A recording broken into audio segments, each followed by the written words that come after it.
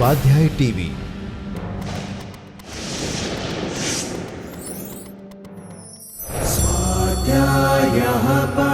Doctor Baba Saheb Ambedkar open university.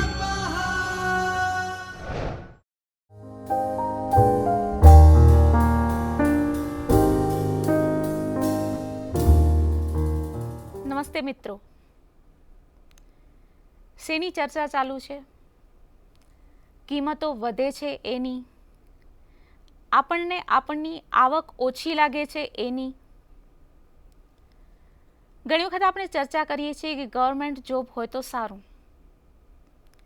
તો ક્યારેક એવું ચર્ચાતું હોય છે કે પોતાનો વ્યવસાય, પોતાનો બિઝનેસ હોય તો સારું, કે આપણે જેટલી ઈચ્છા થાય એટલી આવક વધારી શકીએ. જ્યારે આપણે સરકારના બજેટ વિશે વાંચીએ અને સાંભળીએ છીએ ત્યારે આપણને લાગે છે કે આમાં આપણે ક્યાં છીએ. આપણને ચૂકવવાની થતી કિંમતો, આપણે ચૂકવવા ન થતા કરવેરા, એ બધું જ જ્યારે આપણે જોઈએ છીએ ત્યારે એ અર્થશાસ્ત્ર વિષયની ખાસ સંજ્ઞાઓ, ખાસ શબ્દોના આધારે બોલાય છે. ત્યારે એવું લાગે છે કે અર્થશાસ્ત્ર વિષય સમજ નથી પડતી. કહેવાય છે કે આ જનસામાન્ય માટે છે, પણ એમાં આપણે ક્યાંય નથી હોતા. જ્યારે ઉદ્યોગો, ખેતરો, આંતરરાષ્ટ્રીય વ્યાપાર, આંતરરાષ્ટ્રીય નીતિઓ, એના બધા વિશે આપણે વાતો સાંભળીએ છીએ ત્યારે નવાઈ લાગે છે કે એમાં ઘર ખર્ચ કેમ ક્યાંય નથી? કેમ એમાં બાળકના શિક્ષણની ચૂકવવાની થતી ફી નથી? કેમ એમાં આપણા ખોરાકના ખર્ચની બાબતો નથી? આપણે સાંભળીએ છીએ ગરીબી ઓછી થતી ગઈ. ખરેખર ઓછી થાય છે? આપણે સાંભળીએ છીએ કે રોજગારનું પ્રમાણ વધે છે, પણ ખરેખર રોજગારીનું પ્રમાણ વધ્યું છે? તો અર્થશાસ્ત્ર શું છે એને આજે આપણે શરૂઆતથી જ સમજીએ. અર્થશાસ્ત્રમાં કયા કયા ક્ષેત્રોનો સમાવેશ થાય છે, અર્થશાસ્ત્ર કઈ કઈ બાબતોનો અભ્યાસ કરે છે, એનું આપણને આ ચિત્રમાંથી સમજણ મળી શકે એમ છે. ચિત્ર તમે જુઓ, એમાં રૂપિયાનું ચિહ્ન છે, અનાજનું ઉત્પાદન બતાવતું ખેતર છે, દવાઓ છે, બે દેશોનું પ્રતિનિધિત્વ કરતી વ્યક્તિ હાથ મિલાવી રહી છે, જે આંતરરાષ્ટ્રીય વ્યાપાર બતાવે છે, આંતરરાષ્ટ્રીય સહકાર બતાવે છે, ઉદ્યોગો છે, વાહન વ્યવહાર છે, ઉત્પાદન છે, બધું છે. આ ચિત્રમાં ક્યાંય પણ સામાન્ય માનવી છે? હું અને તમે છીએ? અર્થશાસ્ત્ર શું છે? અર્થશાસ્ત્ર એટલે શું ખાલી સરકારે ઘડવાની નીતિઓ, સરકારે નક્કી કરવાના કરવેરાના દર? આપણે પહેલેથી જોઈએ, અર્થશાસ્ત્ર આમ તો બહુ જૂનો વિષય છે. જ્યારથી સમાજનો વિકાસ થયો, જ્યારથી સમાજનો વિકાસ નહોતો થયો, ત્યારે કોઈ વ્યક્તિને વેપાર કરવાની જરૂર નહોતી. ઝાડ ઉપરથી ફળ તોડીને ખાઈ લેવાનું. દૂધ આપતા પશુઓ આપણી આસપાસ હોય, આપણા ખોરાકની વ્યવસ્થા થઈ ગઈ. એ વખતે કોઈએ એકાઉન્ટ લખવા નહોતું બેસવું પડતું, એટલે એકાઉન્ટનો વિષય પણ નહોતો. એ વખતે નાણાંનો વેપાર નાણાંની મદદથી નહોતો થતો, એટલે ગણિત પણ નહોતું.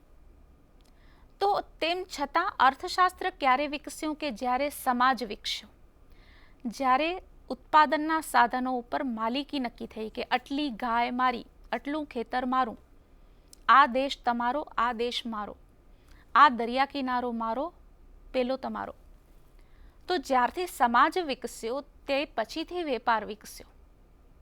એટલે અર્થશાસ્ત્ર એ મૂળભૂત સમાજ વિજ્ઞાનને કારણે બનેલો વિષય છે, સમાજના વિકાસમાંથી થયેલો વિષય છે. કારણ કે જ્યારે સમાજ નહોતો ત્યારે સમાજ પર કોઈ આધિપત્ય કરવાવાળું પણ નહોતું, એટલે કે સરકાર પણ નહોતી, દરેક વ્યક્તિ મુક્ત હતી, દરેકના પોતાના નિયમો હતા. પણ જેમ સમાજનો વિકાસ થયો તેમ સમાજવાદ વિકસ્યો. એની મુક્તિ એ મૂડીવાદ. સમાજવાદ અને મૂડીવાદનું મિશ્રણ એ લોકશાહી જે મિશ્ર અર્થતંત્ર સાથે જોડાયેલી છે. તો મૂળ અર્થશાસ્ત્ર શું છે? એ રાજ્યની નીતિઓ જ નથી. તો અર્થશાસ્ત્ર શું છે એની તબક્કાવાર આપણે વ્યાખ્યાઓ સમજીએ. અર્થશાસ્ત્ર મૂળભૂત રીતે એક રાજકીય અર્થતંત્ર, પોલિટિકલ ઇકોનોમી કહેવાતું, કે રાજ્યની સંપત્તિનો અભ્યાસ, જેમાં કદાચ આપણું કૌટિલ્યનું અર્થશાસ્ત્ર પણ આવી જાય, તે પેલાનો અભ્યાસ કે રાષ્ટ્ર અથવા તો રાજ્ય કેવી રીતે સંપત્તિ ભેગી કરે છે, કેવી રીતે એનો ઉપયોગ કરે છે. મૂળભૂત રીતે ઇકોનોમિક્સ શબ્દ ગ્રીક શબ્દ ઓઇકોનોમસ પરથી આવેલો છે. ઓઇકોનોમસ એટલે ઘરનું વ્યવસ્થાપન. હવે અહીંયા તો ક્યાંય પણ રાજ્ય નથી. દરેક વ્યક્તિ, દરેક પરિવાર પોતાના ઘરની અને ઘરના સભ્યોની જરૂરિયાત કેવી રીતે પૂરી કરવી એનો અભ્યાસ કરે છે. આ જ કોન્સેપ્ટ વિકસ્યો અને વિસ્તૃત થયો રાષ્ટ્રીય સ્તર સુધી. એટલે અર્થશાસ્ત્ર જે વ્યક્તિના ઘરનું વ્યવસ્થાપન એનાથી આગળ વધીને રાષ્ટ્રના વ્યવસ્થાપન સુધી પહોંચ્યો. અને રાષ્ટ્ર પણ આખરે એક ઘર જ છે. તો આપણે રાષ્ટ્રની આ વિભાવનાથી આગળ વધીએ અને તબક્કાવાર જે અર્થશાસ્ત્રીઓએ વ્યાખ્યા આપેલી છે એને સમજીએ. સૌથી પહેલાં એડમ સ્મિથ, જે અર્થશાસ્ત્રના પિતા કહેવાય છે, એમણે 1776માં વ્યાખ્યા આપી. એટલે આટલો જૂનો વિષય છે, એ વખતે વ્યાખ્યા બની તો શું તે પહેલાં અર્થશાસ્ત્ર નહોતું? અર્થશાસ્ત્ર 1776 પહેલાં હતું, પણ એની પદ્ધતિસરની વ્યાખ્યા પહેલીવાર બની 1776માં, કે રાષ્ટ્રની સંપત્તિના પ્રકાર અને કારણોની તપાસ. અર્થશાસ્ત્ર શું કરે છે, શેનો અભ્યાસ કરે છે? તો એ રાષ્ટ્રની સંપત્તિ કયા પ્રકારની છે અને એના કારણો કયા છે. રાષ્ટ્રની સંપત્તિ ઓછી છે તો એના કારણો, રાષ્ટ્રની સંપત્તિ વધારે છે તો એના કારણો. દાખલા તરીકે ભારતની રાષ્ટ્રની સંપત્તિ પ્રાકૃતિક સંપત્તિ કહી શકાય. ઇંગ્લેન્ડની સંપત્તિ બીજા દેશો પર વ્યાપારની રીતે આગળ વધીને પોતાની સંપત્તિ વધારવાની સૂઝબૂઝ એની સંપત્તિ કહી શકાય. વર્તમાન સમયે જોઈએ તો ભારતની જનસંખ્યા, ભારતની વસ્તી એ રાષ્ટ્રની સંપત્તિ છે. તો રાષ્ટ્રની સંપત્તિનો પ્રકાર કયો છે અને એ સંપત્તિનો ઉપયોગ કેવી રીતે થાય છે? સંપત્તિ વધારે છે તો એનું કારણ શું? ઓછું છે તો એનું કારણ શું? વધારી કઈ રીતે શકાય? એ બધા કારણોની તપાસ કરતું શાસ્ત્ર, એવું એડમ સ્મિથનું કહેવું છે. પછી આપણે આગળ વધીએ તો બીજી વ્યાખ્યા આપી છે 1803માં, જે થોડી વધારે વિગત નક્કી કરે છે, જે.બી. સે, જીન બાપ્ટિસ્ટ સે. એના કહેવા પ્રમાણે જાહેર નીતિઓથી આ વિષયને અલગ કરવો રહ્યો. કે આપણે એમ જ માનતા કે રાષ્ટ્રની સંપત્તિનો અભ્યાસ કરતું, પણ નહીં, પણ સંપત્તિના ઉત્પાદન, વહેંચણી અને ઉપભોગનું વિજ્ઞાન. કે કોઈ પણ રાષ્ટ્ર પાસે સંપત્તિ નથી તો કેવી રીતે ઉત્પાદન કરે છે? સંપત્તિનું ઉત્પાદન કર્યા પછી તેનું વિતરણ, વહેંચણી કેવી રીતે થાય છે? કોની પાસે વધારે સંપત્તિ છે, કોની પાસે ઓછી સંપત્તિ છે? અને જેને સંપત્તિ મળે છે તેનો ઉપયોગ કેવી રીતે થાય છે? દાખલા તરીકે બે વ્યક્તિ છે, બંનેની સેલરી સમાન છે.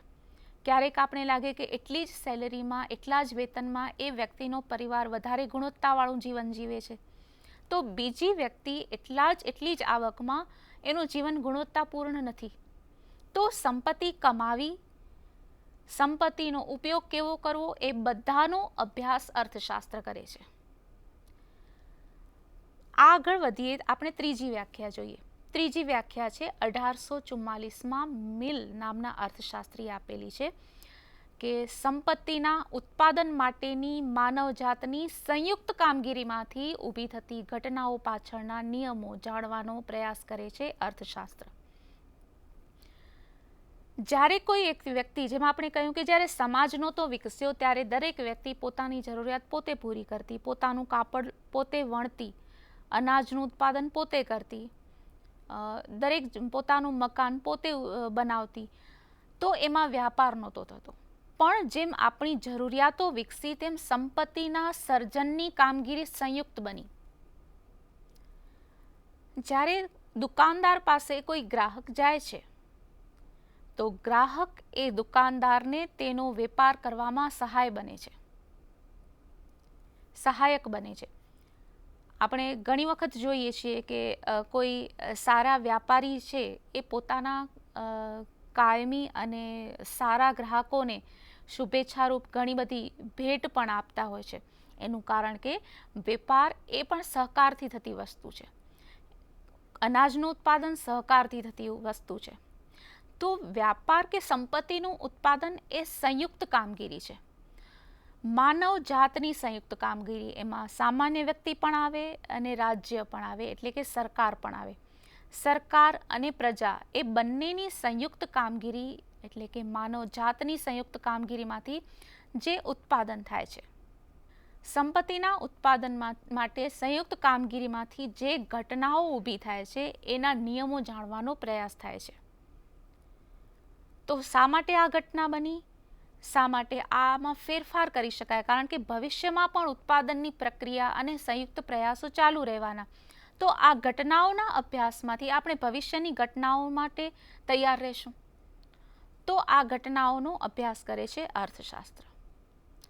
ચોથી વ્યાખ્યા જે આવે છે એ ચોથી વ્યાખ્યા આપેલી છે 1849માં થોમસ કાર્લાઇલ નામના અર્થશાસ્ત્રીએ. આપણે અર્થશાસ્ત્રીનું પિક્ચર જોઈએ અને અર્થશાસ્ત્ર પ્રત્યેનો તેનો અભિગમ જોઈએ તો કંઈ પણ બોલ્યા વગર આપણે સમજી શકશું કે અર્થશાસ્ત્રને તેઓ નિરાશાત્મક વિજ્ઞાન માને છે. કારણ કે એમના પર માલ્થસ, જે ચર્ચના પાદરી હતા, એ માલ્થસના વિચારોનો પ્રભાવ છે. માલ્થસ એવું કહેતા, એનો બહુ જ પ્રખ્યાત એવો વસ્તી વિષયક સિદ્ધાંત છે કે 1776માં એમણે આપેલો છે કે વસ્તી એટલી બધી વધતી જશે, જો વસ્તી પર નિયંત્રણ નહીં રખાય તો વસ્તી એટલી બધી વધતી જશે કે એના પ્રમાણમાં જમીનનું માંથી અનાજનું ઉત્પાદન કરવાની ક્ષમતા આપણી પાસે નથી. એટલે વસ્તીના પ્રમાણમાં અનાજ ઓછું હશે, ભૂખમરો વિકસશે અને એક સમય એવો આવશે કે દરેક વ્યક્તિ ધીમે ધીમે નાશ પામશે, સમાજ નાશ પામશે. એટલે એ વસ્તીને પૂરું પાડવા માટે અનાજ નહીં હોય, એટલા માટે આ નિરાશાજનક વિજ્ઞાન માને છે અર્થશાસ્ત્રને. પણ આપણે જોઈએ છીએ કે એના સમય કરતાં તો વસ્તી ઘણી બધી વધી ગઈ છે, અનાજનું ઉત્પાદન એના કરતાં પણ વધી ગયું છે. ગમે તેટલી વસ્તી વધે છે, આપણે અનાજ પૂરું પાડી શકીએ છીએ. અનાજ નથી મળતું, ગરીબી છે, એ આર્થિક પ્રશ્ન નથી. ગરીબી છે, અનાજ નથી મળતું, એ પ્રશ્ન વૈજ્ઞાનિક કે ટેકનોલોજીકલ પણ નથી.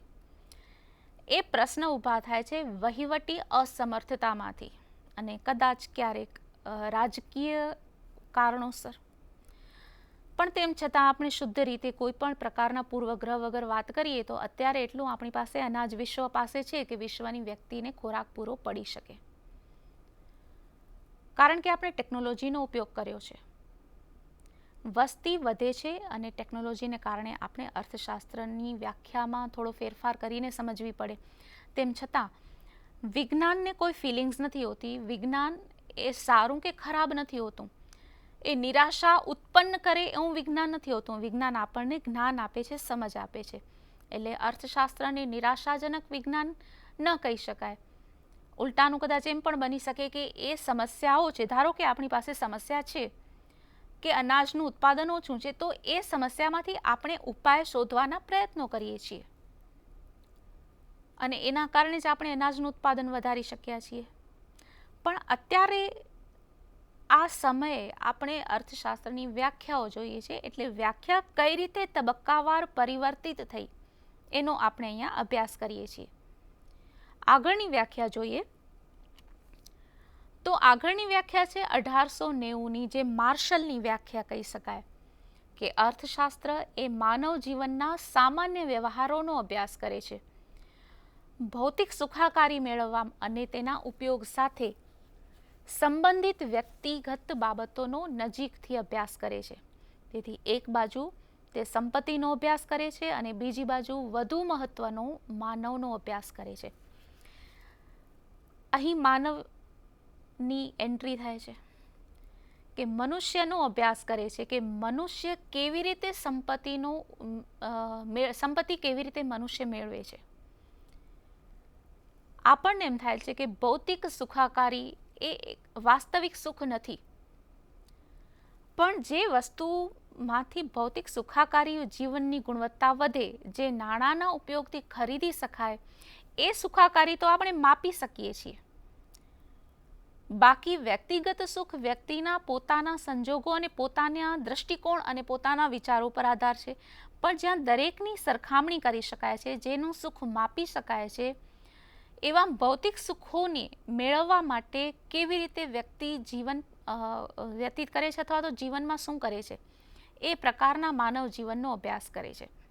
એટલે પહેલી દ્રષ્ટિએ આપણને એવું લાગે કે અહીંયા માર્શલ સંપત્તિનો અભ્યાસ કરે છે, અર્થશાસ્ત્ર સંપત્તિનો અભ્યાસ કરે છે એવું કહે છે, પણ એવું નથી. સંપત્તિનો અભ્યાસ કરે છે પણ એ માનવીના સંદર્ભમાં, માનવીની સુખાકારીના સંદર્ભમાં. મૂળ અભ્યાસ કરે છે માનવીનો. સંપત્તિનો અભ્યાસ થાય છે પણ માનવી કેવી રીતે સંપત્તિ મેળવે છે એનો અહીંયા અભ્યાસ છે. એટલે અહીંયા સંપત્તિ, રાજ્યનું અર્થશાસ્ત્ર, એ બધાથી આગળ આવીને હવે આપણે કહીએ છીએ કે માનવ જીવનનો અભ્યાસ કરે છે. વ્યાખ્યાઓ તબક્કાવાર કેવી રીતે ઇમ્પ્રૂવ થઈ છે એ આપણે જોઈએ. આગળની વ્યાખ્યા છે P.A. સેમ્યુઅલ્સન નામના અર્થશાસ્ત્રીએ આપેલી છે. એમનો જીવનકાળ રહ્યો છે 1915થી 2009 સુધીનો. P.A. સેમ્યુઅલ્સનની જે વ્યાખ્યા છે, જે થોડી વધારે સ્વીકૃત, વધારે સ્પષ્ટ બની છે કે મનુષ્ય અને સમાજ કેવી રીતે પસંદગી કરે છે તેનો અભ્યાસ અર્થશાસ્ત્ર કરે છે.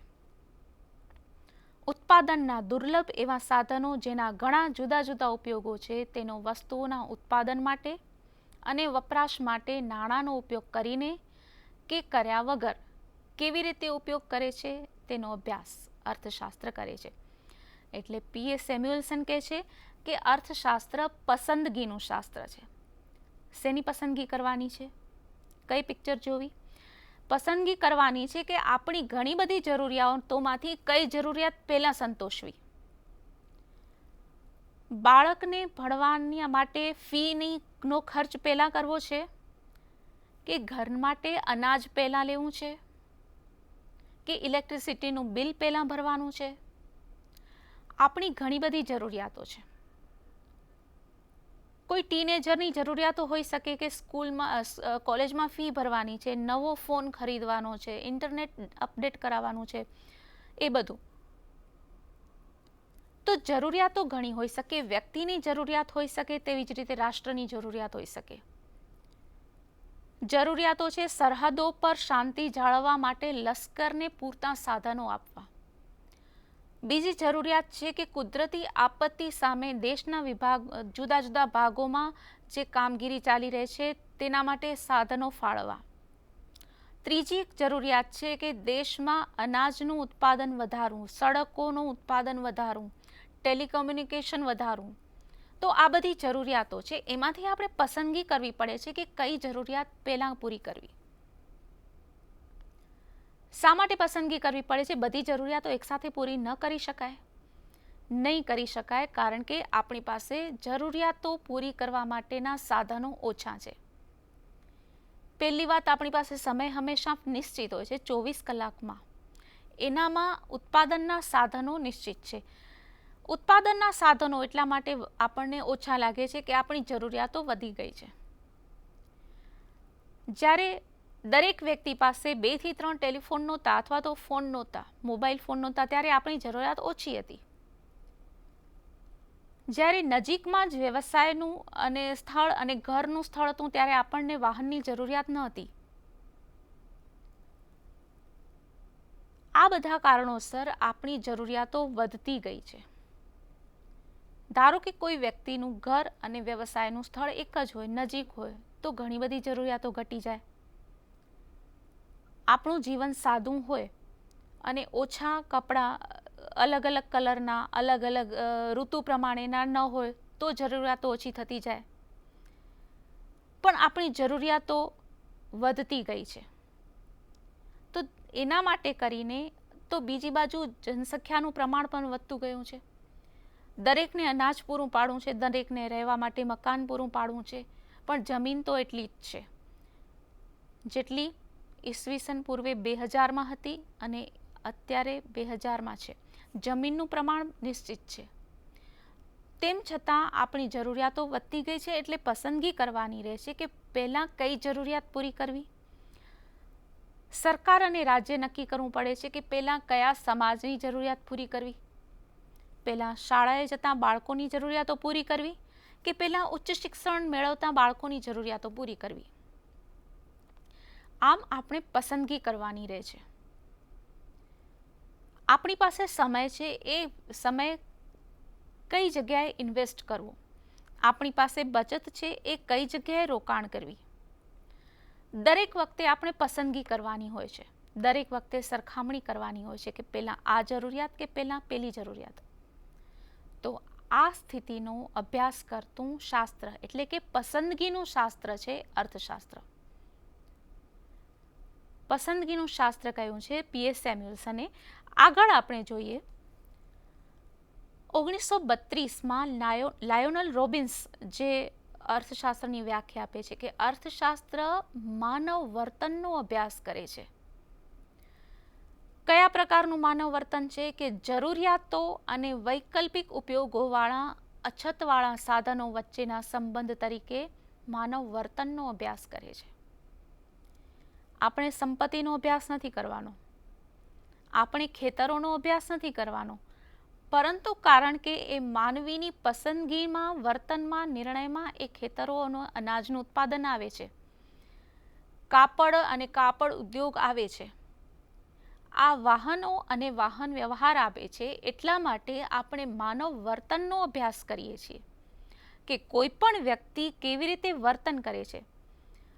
વ્યક્તિના બધા જ પ્રકારના વર્તનનો અહીંયા સમાવેશ નથી, પણ પોતાની જુદી જુદી જરૂરિયાતોમાં અને એની પાસેના જે સાધનો છે એ સાધનોના સંદર્ભમાં વ્યક્તિ કઈ જરૂરિયાત પહેલાં સંતોષે છે, બીજી વ્યક્તિ પોતાની બીજી જરૂરિયાત પહેલાં સંતોષશે. અલગ અલગ વ્યક્તિની પ્રાયોરિટી અલગ હશે. તો એ અલગ અલગ વ્યક્તિનો અભ્યાસ કરતું અર્થશાસ્ત્ર છે. બજારમાં જ્યારે કોઈ એક વસ્તુની કિંમત વધે છે ત્યારે દરેક વ્યક્તિ એમાં કેવી રીતે પ્રતિભાવ આપે છે, કેવી રીતે રિએક્ટ કરે છે, એ અર્થશાસ્ત્રનો સમાજનો અભ્યાસ છે. દાખલા તરીકે ડુંગળીના ભાવ વધે તો કઈ રીતે વ્યક્તિ રિએક્ટ કરશે? એક વ્યક્તિ એવી છે કે એની જરૂરિયાત ઘટાડી નાખશે, બીજી વ્યક્તિ એવી છે કે એની જરૂરિયાત સ્થિર રાખશે, ત્રીજી વ્યક્તિ એવી છે કે ભવિષ્યમાં પણ ભાવ વધશે એવું કરીને થોડીક વધારે ડુંગળી ઘરે લઈ આવશે. કોઈક વ્યક્તિ એવી હશે કે દેશભક્ત હશે તો સ્વદેશી વસ્તુનો જ આગ્રહ રાખશે. કોઈક વ્યક્તિ એવી હશે કે ગ્લોબલ ઇકોનોમીમાં માનતી હશે, ગ્લોબલ સોસાયટીમાં માનતી હશે, તો એ વિશ્વની કોઈ પણ વસ્તુ ઉત્પાદન થયેલી હોય એ પોતે ઉપયોગ કરશે. તો દરેક વ્યક્તિ પોતાની જરૂરિયાત કેવી રીતે સંતોષે છે? ઘણા લોકો ભવિષ્યમાં સમસ્યાઓ ઊભી ન થાય એટલે અત્યારે બચત કરશે ને અત્યારે નિયંત્રણ રાખશે. તો કેટલાક લોકો 4 વાકનો નિયમ અપનાવશે કે અત્યારે જ ખર્ચ કરો, ભવિષ્યની કોને ખબર છે. તો આ રીતે દરેક વ્યક્તિ અલગ અલગ સમસ્યાઓના અલગ અલગ ઉપાયો સોચે છે, વિચારે છે. એ અભ્યાસમાંથી અર્થશાસ્ત્રનો જન્મ થયો છે, અથવા તો આ અભ્યાસનું ક્ષેત્ર છે. અલ્ટિમેટલી અર્થશાસ્ત્ર શા માટે વ્યક્તિના વર્તનનો અભ્યાસ કરે છે કે સમાજને આજે છીએ એના કરતાં વધારે સ્થિતિ પર આવતીકાલે લઈ જવાનો છે. એટલે જે વ્યક્તિ સારું વર્તન કરીને, એમાં સારું કે ખરાબ જે તે વ્યક્તિના નિર્ણય પર આધાર હોય છે, પણ જો એ ઉત્તરોત્તર વધારે સારી સ્થિતિ અપનાવતો હોય તો એવું વર્તન બીજી વ્યક્તિએ અપનાવવું જોઈએ એવું અહીંયા નક્કી થઈ શકશે. તો અર્થશાસ્ત્ર શું છે? એના વિશે હવે આપણે કંઈક સમજી શકીએ કે અર્થશાસ્ત્ર એ માનવ જીવનનો અભ્યાસ કરે છે. સરકાર જ્યારે કરવેરા લગાવે છે તો સરકારની આવકનું સાધન છે, પણ આપણે એ સ્થિતિમાં કરવેરા ચૂકવીને પણ બાકીની બચેલી રકમમાંથી આપણા ઘરનું વ્યવસ્થાપન કેવી રીતે કરવું, ઓઇકોનોમસ, એની અહીંયા સમજણ મેળવવાની છે. એટલે અર્થશાસ્ત્ર એ વ્યક્તિના વર્તનનો અભ્યાસ કરે છે. વ્યક્તિ રાજ્ય પણ હોઈ શકે, વ્યક્તિ એક પરિવાર પણ હોઈ શકે. તો આ છે અર્થશાસ્ત્રની વ્યાખ્યા. આપણે એવું પણ કરી શકીએ કે આપણા અનુભવમાંથી ફરીથી એક નવી વ્યાખ્યા બનાવી શકીએ. પ્રયત્ન કરીએ. આપનો સમય ઘણો જ શુભ રહે તેવી શુભેચ્છા. Thank you. स्वाध्यायः परमं तपः.